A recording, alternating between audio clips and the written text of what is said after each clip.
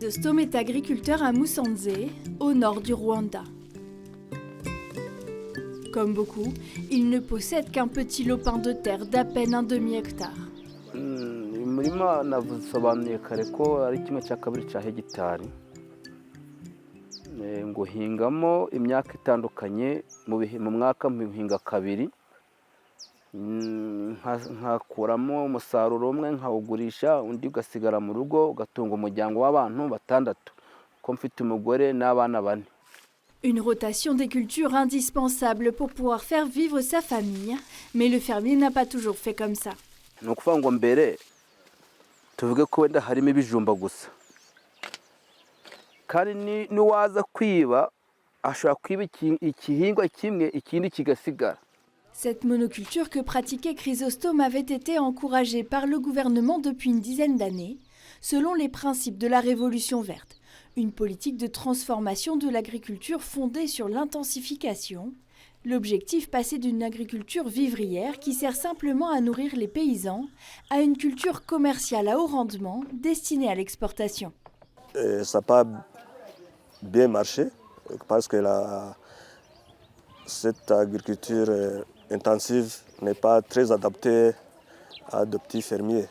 Ce n'est pas du tout facile d'avoir une quantité, par exemple, de maïs sur une petite superficie, une quantité à vendre pour avoir de l'argent suffisant pour nourrir la famille toute l'année.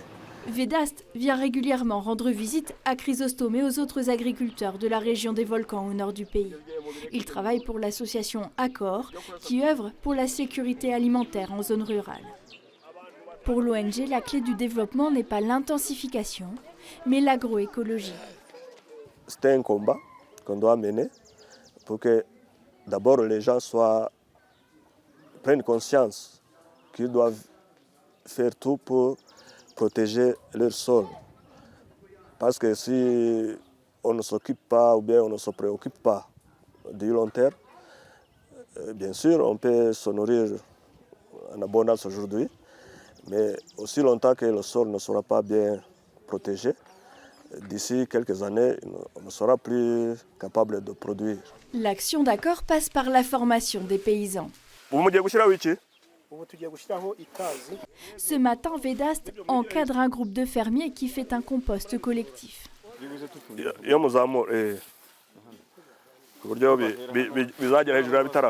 C'est comme une sorte de recyclage.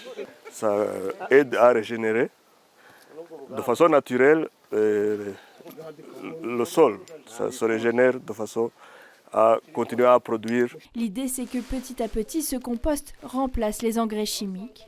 Frodoir a une exploitation de 80 arts.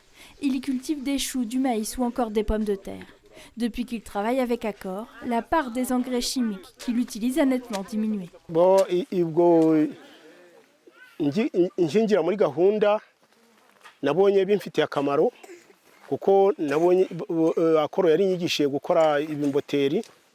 Mais l'action d'Accor ne se limite pas à de la formation.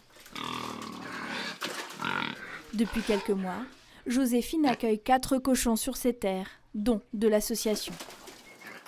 Iki kiraro tugihuriyeho n'abantu bane. Abantu bane twishize hamwe ubwo turazifatanyije. Ces cochons lui ont permis d'avoir du fumier pour enrichir ses terres. Elle a depuis développé une petite activité de pépinière qui lui permet d'arrondir ses fins de mois. Buriya uramo na mituweli kuko iyo banguriye nk'iyo baje nka kampani nka hariya haruguru mu Gatovu jaga kubona kuko baguriraga nk'abaturage. Iyo baguriye abaturage njaga kubona nkabona bampaye nk'amafaranga nk'ibihumbi 15 bakampa nk'ibihumbi 10 n'andi tanga mituweli. Ubundi nkasigaye kuko njaga kubona nkabona baragarutse kagura imbuto y'ibirayi ngatera nkudusigaye tugahaha tukarya. Dans sa démarche, Accor s'appuie sur des partenaires locaux et ce qu'ils appellent des champions de l'agroécologie, des fermiers qui servent de modèle pour toute la communauté, comme David qui a intégré ces gestes depuis des années. Aujourd'hui, il a développé tout un tas de techniques pour pousser la démarche écologique encore plus loin. Récupération de l'urine de ces bêtes pour en faire un fertilisant pour le sol, sauvegarde des anciennes semences, paillage de ces champs, et pour les pépinières, il a mis en place un moyen de lutter contre le plastique. Ubushakashatsi bwagaragaje yuko aka ari kamwe mu byangiza ibidukikije kandi mu rwego rw'ubukungu gatwara n'amafaranga menshi. Mu rufatiro rero kugira ngo tubungabunge ibidukikije twifashisha ibirere n'ikirere. Un changement qu'il a mis en place depuis quelques années pour le bien de son exploitation mais aussi par conviction. Impamvu nakunze ekoloji nuko ndi umukristo. Imana yaremye umuntu imuha ibimukikije kugira ngo bimutunge. Isi tugezemo rero yamaze kubyangiza, bityo nkaba nshaka kongera kubaka isi ku buryo bugezweho bw'inziramuze ndetse nkanabitoza n'abandi. L'action d'accord se déploie sur 4 provinces, mais ses locaux sont basés à Kigali, la capitale, car l'association œuvre également auprès des autorités centrales. Elle a construit un plaidoyer pour convaincre l'État d'intégrer plus d'agroécologie dans les politiques agricoles.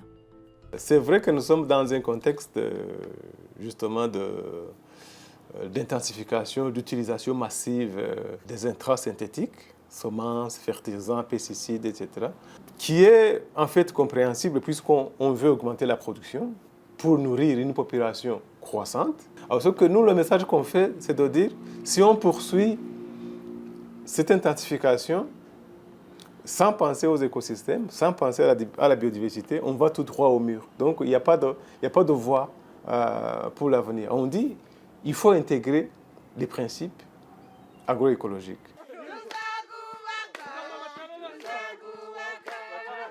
L'association vient de publier une étude pour montrer les bienfaits des pratiques agroécologiques sur les productions, une étape de plus dans les discussions avec les autorités pour se libérer de la dépendance aux engrais et surtout assurer la sécurité alimentaire.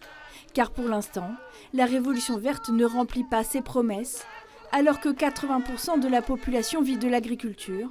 Au Rwanda, 37% des enfants de moins de 5 ans souffrent encore de malnutrition chronique.